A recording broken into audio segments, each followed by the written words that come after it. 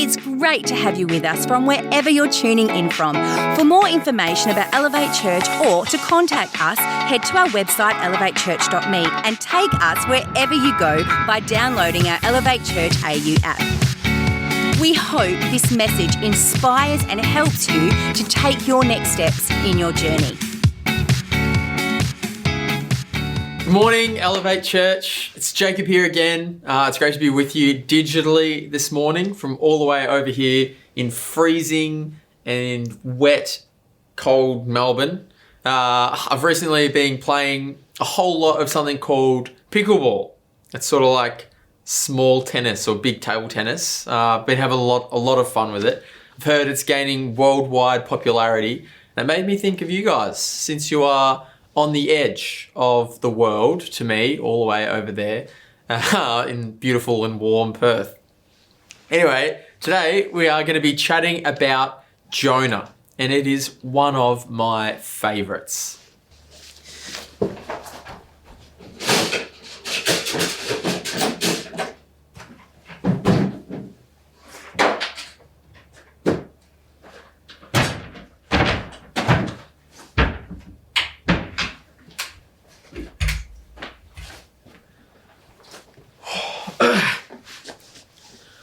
That's how Jonah starts. It's weird and it's funny. It's one of the reasons why I love this book so much. It starts out like this. One day, long ago, God's word came to Jonah, Amittai's son. God says, "Up on your feet and on your way to the big city of Nineveh. Preach to them.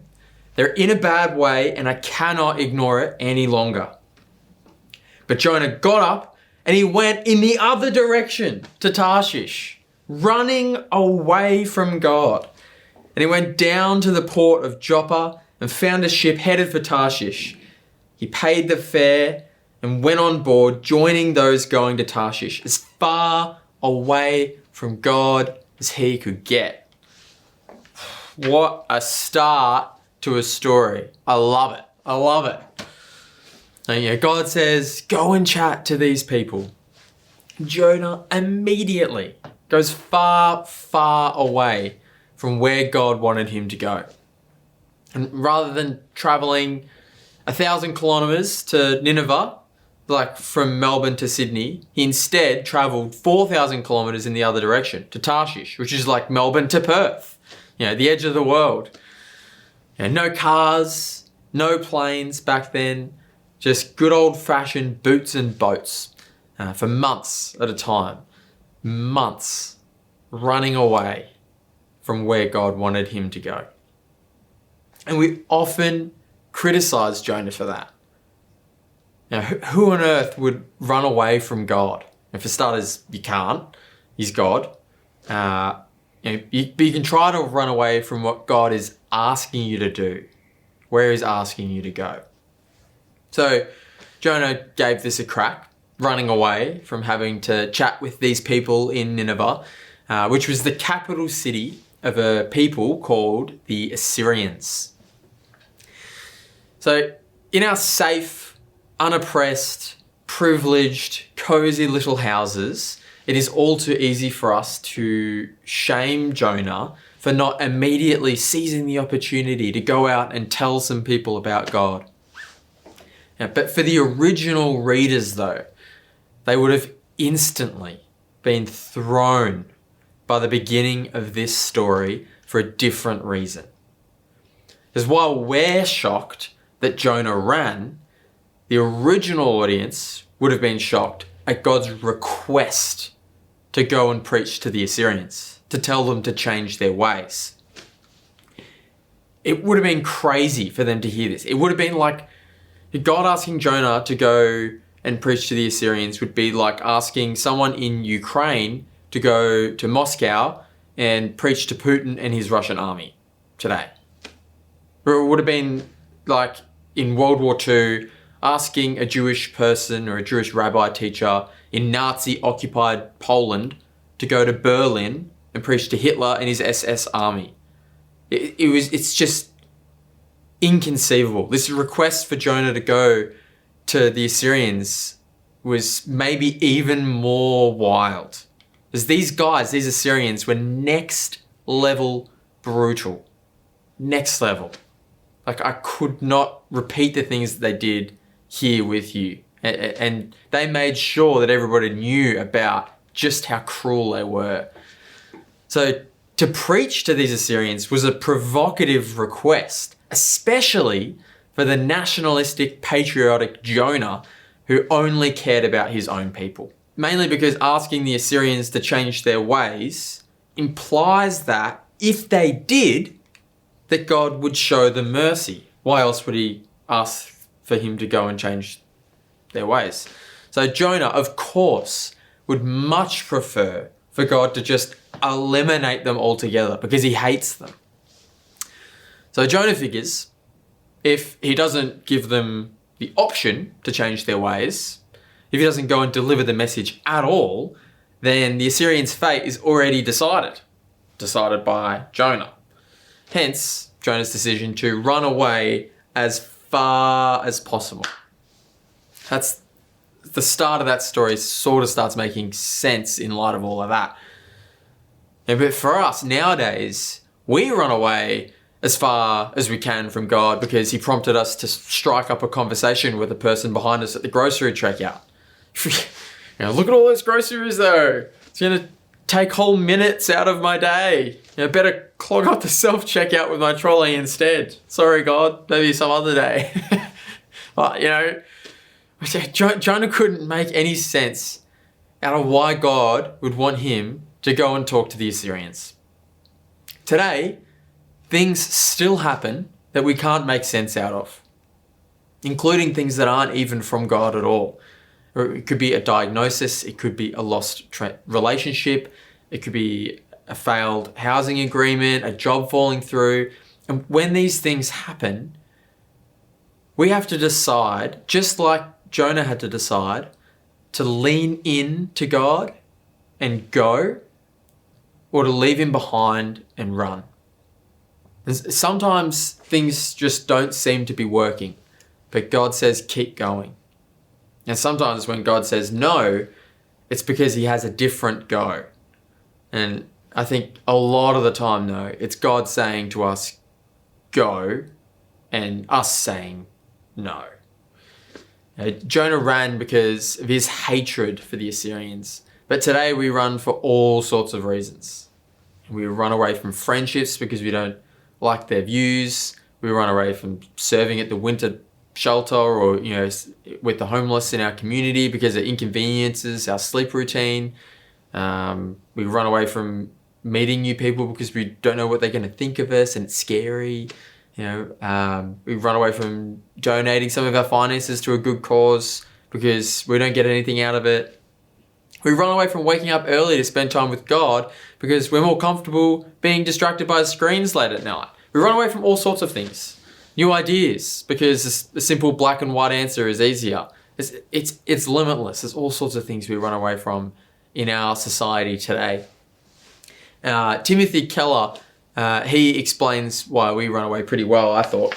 And he says in his book, if you want to understand your own behavior, you must understand that all sin against God is grounded in a refusal to believe that God is more dedicated to our good and more aware of what that is than we are. We distrust God because we assume that he is not truly for us and that if we give him complete control, that we'll be miserable. We believe that God has put us in a world of delights but is determined that he will not give them to us if we obey him. This is a lie.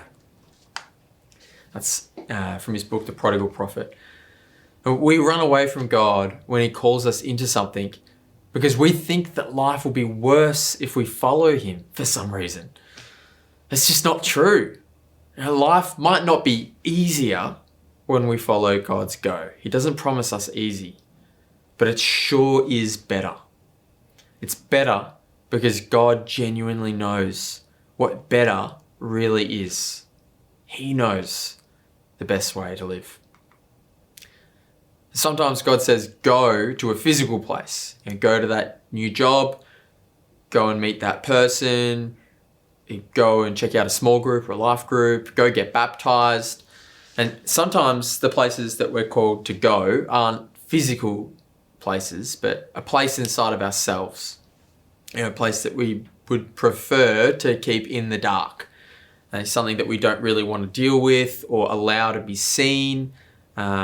A place God calls us to so that he can shine a light on it and heal it and restore it. And that's a different kind of go. And many years ago, God asked me to go into one of those delightful little dark places inside of myself to deal with some unforgiveness that I had festering inside of me.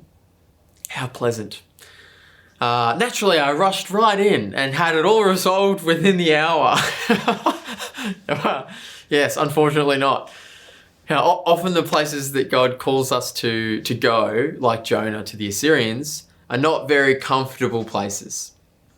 And they take time. And thankfully, I wasn't on the boat headed to Tarshish, running away for too long. I realized that dealing with this thorn of unforgiveness, it would be painful, but it's way better than leaving the thorn in to just get infected over time. Also, the chances of God getting me swallowed by a big fish to sort me out are allegedly not zero. So I figured I might as well say okay to God's go now. I had a conversation with people smarter than me to figure out how do I wrestle through this unforgiveness in a healthy way. I spent regular time just quietly praying for who I needed to forgive. Admittedly, this was harder at the start, but over time, God gently unweaved those knots inside of me. And after a couple of years, I came to a place of genuine forgiveness.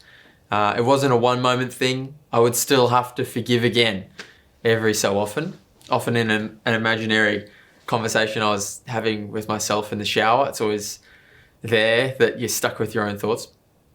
But today, after all that work, I'm so much more free than I was all of those years ago. So, what about you? Where are you in relation to God's calling? Are you waiting for God to give direction? You're still in Joppa? Or are you ignoring the direction that he gave you long ago? Or are you running as far away as you can from whatever it is that he wants for you? Where might God be asking you to move towards people instead of away from them? The greatest distance in mission is between our hearts and God's compassion. It was that way for Jonah, and I think it's still the same way today. So often, we're held back from saying yes to God's go because we struggle to understand why God would care so much. And Jesus, who was God on earth, didn't say, come to church. He said, go. He said, therefore, go and make disciples of all nations. All of us are called. So if you're not sure what God is asking you to do, start right there. The last thing Jesus asked us to go and do, and make disciples, and make some friends and teach them about Jesus. We must not limit our focus to our own people.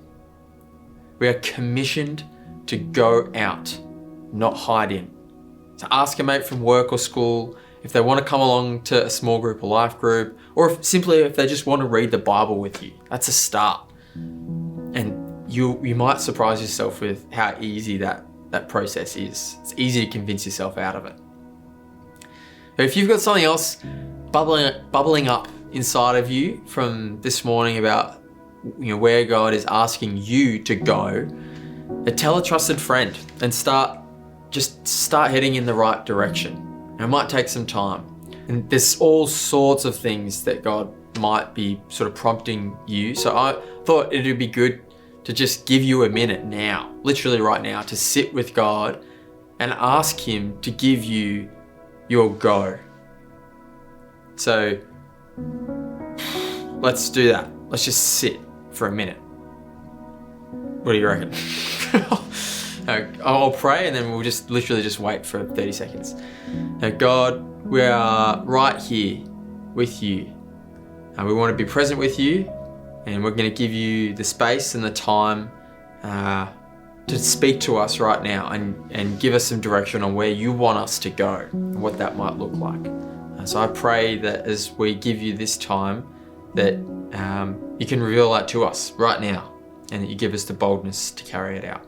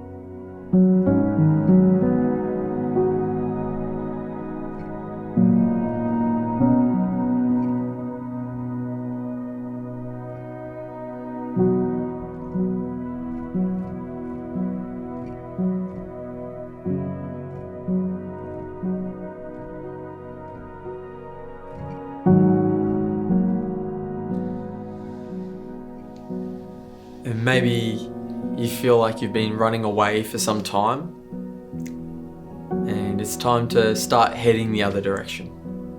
It's time to start heading back towards Jesus. I'm going to read a psalm now, which is a song written by a guy named David thousands of years ago. And this song was made to celebrate the feeling of security and joy and freedom that's found in being vulnerable before God. Because that's the ask this morning too, that you're brave enough to vulnerably let God decide where you go instead of deciding for yourself.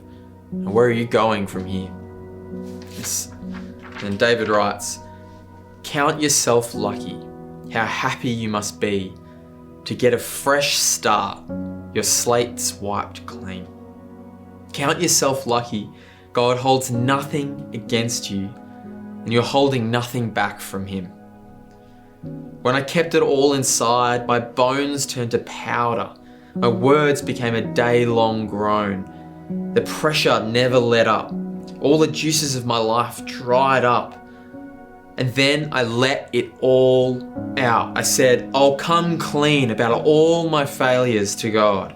And suddenly, the pressure was gone. My guilt dissolved. My sin disappeared. These things add up. Every one of us needs to pray. When all hell breaks loose and the dam bursts, we'll all be on high ground, untouched. God is my island hideaway. He keeps danger far from shore and throws garlands of hosannas around my neck."